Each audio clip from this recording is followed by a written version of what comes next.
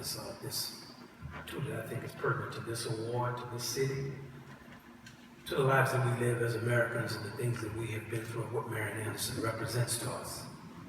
Because we're all perpetually born midstream, where we've been determined where we are, and it leads us to where we may perhaps be going. But only our decisions in each present passing moment truly decides the direction and the quality of our future. Though some say that the past is always rosy and things ain't what they used to be, we have a famous, blood-stained, and very painful past. Great and sustained hardship is known to produce pathology, sickness, death is all around us. But it can also produce magnificent and lasting monuments to the human yearning for love, for personhood, and for freedom. You know, slavery will always be a part of the blood-soaked roots of our nation. It cost us the virginity of our idealism, but it also gave us the opportunity to discover exactly what we were willing to sacrifice for the cause of freedom, and the sacrifice was great for the entire nation. Music.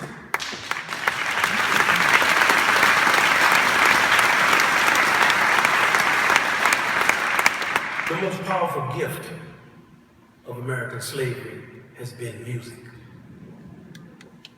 And that music, like the principles that undergird our beliefs, still has the power to denigrate and enslave, as it also has the power to liberate and enlighten.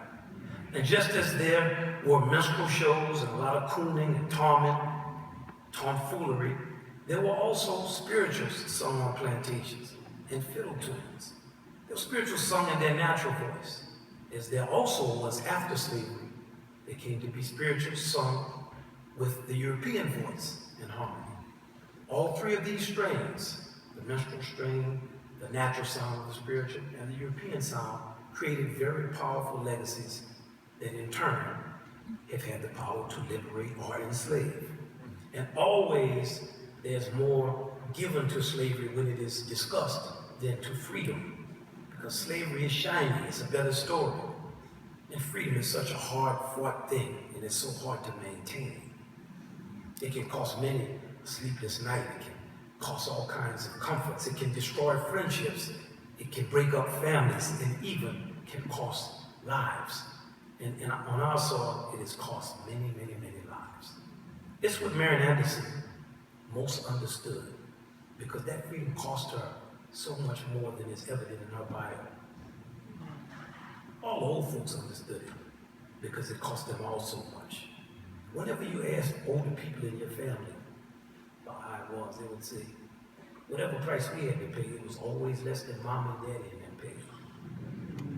All of us are born midstream, but we're born into a continuum. The most notable continuums for our purposes tonight are social, political, and artistic. In the case of Marian Anderson, all three of these converged in a most powerful and devastating way.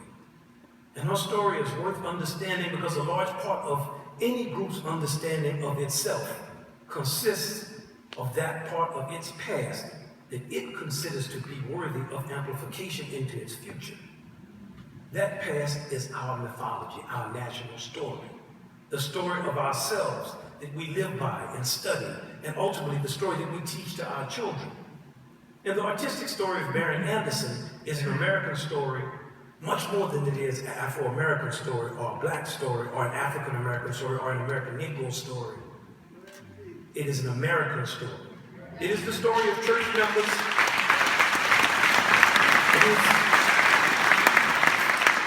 It is the story of church members who paid for her initial lessons with the Italian voice instructor Giuseppe Borghetti, as it also is of Mr. Borghetti, who went on to teach her for free after he realized what he had. It is as much the social story of her winning a competition to sing with the New York Philharmonic in the early 20s, no less, as it is the encouragement of Roland Hayes, the greatest American Negro tenor of that period. It is as much the political story of the daughters of the American Revolution versus Eleanor Roosevelt as it is about Marian herself. In all of these stories, Marian Anderson emerges triumphant but she is not alone at all. The triumph is plural. It is a victory for all of us. And because the life of Marian Anderson calls us to action, let us realize it as we sit here tonight. The Black American is still called upon to wear the black face of degrading names, still called upon to provide comic relief against the backdrop of heinous crimes that were committed against him, though no worse than crimes he may have committed against himself, only made worse by our nation's cradle of freedom. Let us realize that as the Black American degrades himself and herself for the entertainment of others, so too does the nation degrade itself in the eyes of the world. Let us realize that as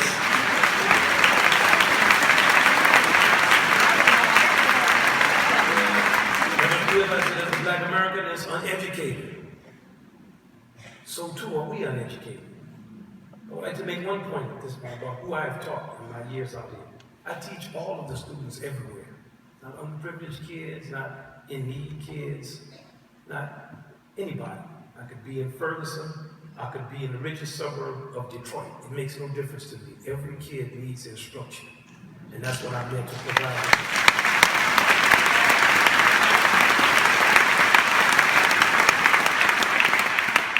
And I teach them the same, because I teach my students, even at Juilliard, it's all personal. If it's 11:30 at night, this is personal. Is that your mom, dad? Is that your father? Is that your aunt? Who is that? At 11:30, got to wake up at 6 or 7 in the morning, go to work, got you here for some type of music lesson they're not interested in. Also, they didn't like it, they just came through because they want to bring you. It's personal. So as the Black American is incarcerated in record numbers, many times for the perception of crimes, so too does the nation incarcerate itself. And it's all in that music. I don't want you to think I'm just preaching. I'm just preaching about some topical issues that appear in newspapers. It's all in that music. It's not necessarily something angry that tells a tale that's true in music. Because music is so precise and abstract. It's more precise than language. All of this is in the voice of Marian Anderson, because excellence itself is a form of protest. And